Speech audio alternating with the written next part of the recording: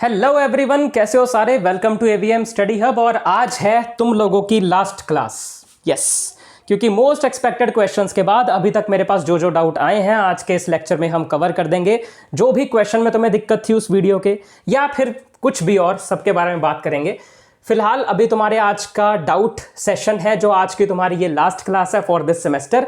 Next semester में अगर तुम मुझसे कहोगे तो तुम्हें आकर जरूर पढ़ाऊंगा। Otherwise take care, bye bye. ध्यान रखना, करियर में कुछ बड़ा करना, नाम रोशन करना। आगे बढ़ते हैं। सेक्शन ए में तुम्हारे पास एक क्वेश्चन में डाउट था। पहला क्वेश्चन जो कि था अबाउट सस्टेनेबल ग्रोथ या सस्टेनेबल एग्रीकल्चरल ग्रोथ। देखो यार, साफ सीधी सी बात, define sustainable growth, sustainable agricultural growth, उसके मेजर्स कैसे उसे अचीव करना है, वो सब मैं तुम्हें अपनी एक वीडियो में बता चुका हूं। मैंने इसके ऊपर एक डिटेल वीडियो बना रखी है अबाउट सस्टेनेबल एग्रीकल्चरल ग्रोथ। इसमें एक वर्ड था प्रो सस्टेनेबल एग्रीकल्चरल ग्रोथ या प्रो सस्टेनेबल ग्रोथ क्वेश्चन के अंडर। उसका मतलब यह है कि ये जो पॉलिसी है एग्रीकल्चरल सस्टेनेबल ग्रोथ की, जो पॉलिसी है, ये इससे तुम सहमत हो या नहीं हो, यस या नो। और दोनों ही जवाब के लिए तुम्हें कोई ना कोई रीजन देना पड़ेगा, है तो क्यों, नहीं है तो भी क्यों। मेनली इसके लिए तुम्हें करना क्या होगा उस क्वेश्चन में, इस टॉपिक के तुम्हें एक तो इसकी डेफिनेशन याद रखनी है कि आखिर ये चीज है क्या। दूसरा, इस क्वेश्चन के लिए तुम्हें याद रखने हैं इसके एडवांटेजेस कि आखिर सस्टेनेबल एग्रीकल्चरल ग्रोथ के फायदे क्या क्या हैं। उसके बाद तुम्हें याद रखने हैं इसके measures to achieve it, measures to achieve it, जो कि 3 तरह के थे, टेक्निकल, इंस्टीट्यूशनल। तीसरा मुझे कमेंट करके बताओ। तो वो चीजें मैंने अपनी इस वीडियो में तुम लोगों को डिटेल में बता रखी हैं, वो तुम्हें करना है। सेक्शन बी पे आ जाते हैं। बी के फर्स्ट क्वेश्चन में डाउट था लेटेस्ट इंडस्ट्रियल पॉलिसी के ऊपर था, जो ऑलरेडी चैनल पर वीडियो बनाकर मैं डाल चुका हूं। इससे जस्ट पहले वही वीडियो डाली है, जाकर देख लेना, इसका आंसर उसमें मिल जाएगा। अगला था पब्लिक सेक्टर इन इंडिया के ऊपर, उसके रोल्स और उसकी शॉर्टकमिंग्स के ऊपर। देखो, अगर तुम्हारे पास वीके पब्लिकेशन की बुक है तो उसमें पब्लिक सेक्टर इन इंडिया करके एक चैप्टर होगा क्या नहीं। उसमें 81 पेज नंबर पे रोल्स दिए हुए हैं, 83 पेज नंबर पे उसके मेन डिफेक्ट्स दिए हुए हैं, वही इसकी शॉर्टकमिंग्स भी हैं। एडिशन वेरी कर सकता है थोड़ा बहुत। Main defects, shortcomings, disadvantages, demerits, ये सब सेम वर्ड हैं। इनके लिए तुम्हें डिफेक्ट्स ही लिख के आने हैं, तुम्हारी बुक में दिए हैं, राइट। उसके बाद सेक्शन सी में, दरअसल जब मुझसे ये डाउट पूछा गया ना, तो एक स्टूडेंट ने सेक्शन बी का क्वेश्चन नंबर 6 लिख दिया। सेक्शन बी में 6th क्वेश्चन मैंने तुम्हें कोई बताया ही नहीं, तो मैंने सोचा कहीं वो सेक्शन बी या सी में कंफ्यूज ना हो रहा हो, इसलिए मैंने सेक्शन सी का भी 1st और 6th आंसर बता दिया। फर्स्ट क्वेश्चन जो था ना, वो था अबाउट द डायरेक्शन या change in the direction and composition of foreign trade, right. तो चैप्टर नंबर 12 होगा तुम्हारी बुक में, foreign trade and balance of payment होगा। उसमें पेज नंबर 144, जहां से ये डायरेक्शन और कंपोजिशन शुरू होता है, वहां से लेके जब तक बैलेंस ऑफ पेमेंट का टॉपिक स्टार्ट नहीं हो जाता उस चैप्टर में, वो सारा इसी का आंसर है। बस उसको मॉडिफाई करना, शॉर्ट करना थोड़ा, ये तुम्हारा काम है। उसके बाद 6th क्वेश्चन में अगर तुम्हें डाउट है, दैट वाज अबाउट कि बैलेंस ऑफ पेमेंट्स के एडवर्स इफेक्ट्स का रीजन क्या है, क्यों हुए हैं, तो वो 156 पेज नंबर पे तुम लोगों को मिल जाएगा, causes of unfavourable balance of payment.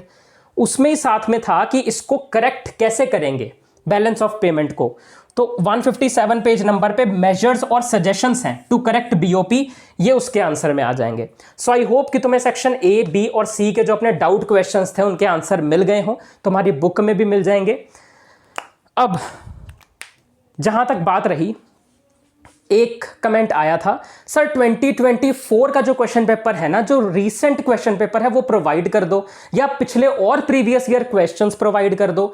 साफ सीधी सी बात यार, मैंने जो मोस्ट एक्सपेक्टेड क्वेश्चंस की वीडियो बनाई है अपने चैनल पर तुम्हारे लिए, उसमें सारे पीवाईक्यूज, सारे एक्सपेक्टेड क्वेश्चंस ऑलरेडी इंक्लूडेड हैं, तुम्हें एक्स्ट्रा देखने की जरूरत नहीं है। और जहां तक बात रही 2024, तो तुम्हें बता देना चाहता हूं कि 2024 के हर सेक्शन का हर क्वेश्चन उस वीडियो में ऑलरेडी इंक्लूडेड है, तो तुम्हें कहीं और देखने की जरूरत नहीं है।